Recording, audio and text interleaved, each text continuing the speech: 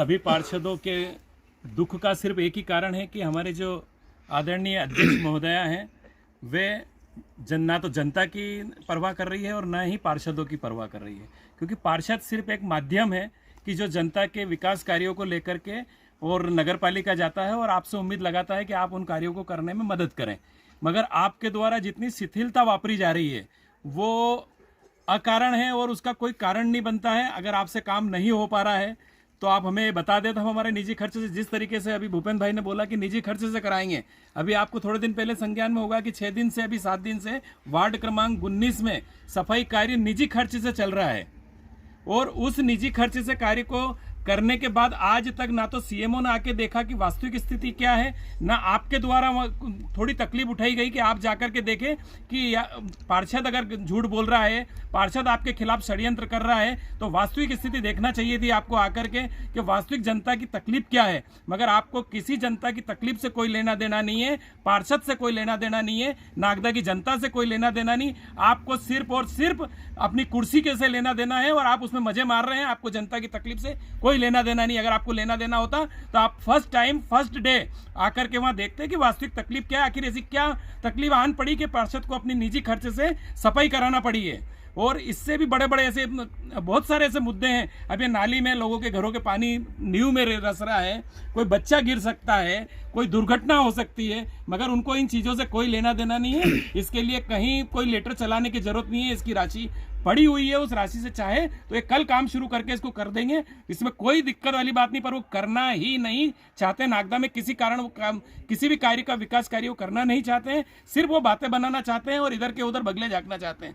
और एक सीएमओ पहले आया था जिसको कुछ भी नहीं आता था, CS जाट। दूसरी बार जो सीएमओ आया उसको यहाँ के मतलब सिस्टम ही समझ में नहीं आया।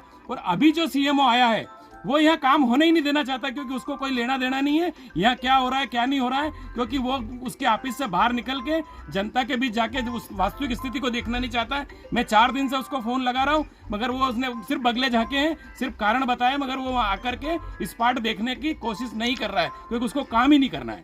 धन्यवाद। महेंद्र जी, आप भाजपा के पार्षद है, परिषद भाजपा की, अध्यक्ष भाजपा के, फिर भी आपको परेशानी का सामना करना पड़ा, इसके पीछे मुख्य वजह क्या है? अब ये मुझे भी आज दिन तक समझ में नहीं आ रहा है कि मीडिया के माध्यम से, पत्रकार महोदय के माध्यम से आप सब लोग भी इतनी कोशिशें कर रहे हैं कि ये बात आगे से आगे तक पहुंचे, पर मुझे ये समझ नहीं आ रहा है कि नागदा में भी बड़े बड़े पदाधिकारी भारतीय जनता पार्टी के हैं, विधायक हमारे हैं, सांसद हमारे हैं, अच्छे वोटों से नागदा से जीत के जाते हैं, पर मुझे आज तक ये समझ में नहीं आ रहा कि वो क्यों संज्ञान लेना नहीं चाह रहे हैं। क्या नागदा की जनता से उनको कोई लेना देना नहीं है?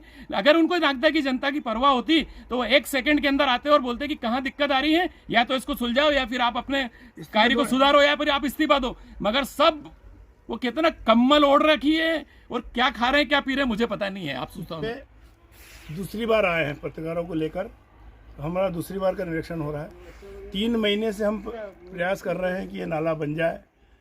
हमारे सीएमओ साहब को भी लिख के दे दिया, अध्यक्ष जी को भी लिख के दे दिया, और हमेशा जब भी भूपेंद्र जाके बात करता बोले बस तैयारी है, अब हम तो कर देंगे चालू।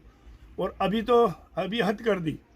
इनने बोला कि हमने तो राजस्व विभाग के कलेक्टर को लिखा है, अब इसका पैसा पड़ा है। कलेक्टर से कौन सी चीज़, मेरे को तो पहली बार समझ में आ रहा है कि इस नाले की स्वीकृति के लिए कलेक्टर को अलग से लिखा। नागदा नगर पालिका के सक्षम नहीं है, वो खुद इतने काम निर्माण कार्य करा रही है। इसका पैसा भी पड़ा है, इसका टेंडर भी होना नहीं है, इसका टेंडर भी कोई बाकी नहीं है, इसका पैसा आके पड़ा है, 7 लाख रुपये पड़ा। 7 लाख में नाला बन जाएगा, केवल उस नाले में मिलाना है। लेकिन इतने लोगों के साथ खिलवाड़ हो रहा है। इनकी ज़मीनें आप देख लीजिए, इनके नींव में पानी घुसा हुआ है, कभी भी मकान भी धस सकता है, लेकिन किसी को कोई चिंता नहीं। यहाँ तक कि पहले नगर पालिका ये कह रही थी कि ज़मीन वाला नहीं, हमने उससे स्वीकृति दे दी। भूपेंद्र भी आपको बताएगा कि स्वीकृति पद लेके कि हमारे ज़मीन में कर दो निर्माण कार्य, हमको कोई आपत्ति नहीं। जब आपत्ति भी दिला दी उसके बाद भी काम प्रारंभ नहीं हो रहा है। यहाँ तक कि हम दूसरी बार आ रहे हैं, 2-3 बार पहले 4 बार इन्होंने निरीक्षण कर लिया, लेकिन न तो यहाँ का अध्यक्ष यहाँ पर अभी तक आया, न यहाँ पे कभी सीएमओ ने आके देखा या कोई इंजीनियर ने आके इसको देखा, और न काम करने का प्रयास कर रहे हैं। क्या चाहते हैं इस नगर को? फिर कहते हैं कि हमारे पार्षद हमको काम करने नहीं दे रहे। अब तुम काम करने ही नहीं चाहते हो तो फिर हमारे को बदनाम करने से क्या होगा? नागदा की पब्लिक सब देख रही है कि सारी जनता हमको देख रही है कि हम क्या कर रहे हैं, नगर पालिका क्या कर रही है। और ऐसी स्थिति बनी रहेगी तो हमको तो जनता के प्रतिनिधि हैं, हम जनता ने हमको चुन के भेजा है, हमारी बात को तो रखेंगे ना। अगर वो रखना भी गुनाह है तो गुनाह तो हम बार बार करेंगे। और तुम बार बार ये कह रहे हो कि हमने स्वीकृति दे दी, हमारे को पार्षद काम करने नहीं दे रहे। अरे भैया कराओ नहीं काम, मना किसने करा? कोई हाथ पकड़ रहा है तुम्हारा? लेकिन काम करना नहीं है और बदनाम हमको करना है कि हमारे पार्षद ही हमको नहीं काम करने दे रहे हैं।